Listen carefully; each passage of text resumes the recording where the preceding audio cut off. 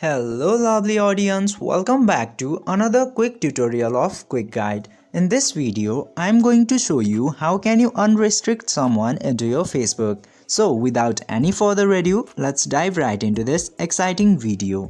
Firstly, you have to open your Facebook application in order to unrestrict someone into your Facebook. And after opening the Facebook, simply go to your profile and from there select the friend that you want to unrestrict. And after selecting the friend, you just simply have to click into this friends option here. And from there, just simply click to this edit friend list option. Now you can see this restricted option here. There is this small blue tick into the right side of the restricted option. Simply click into that blue tick. Then the blue tick will disappear.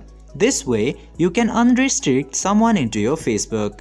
I hope this video was helpful for you. If yes, don't forget to like, share and subscribe to the channel to never miss another update. Thank you for watching the video.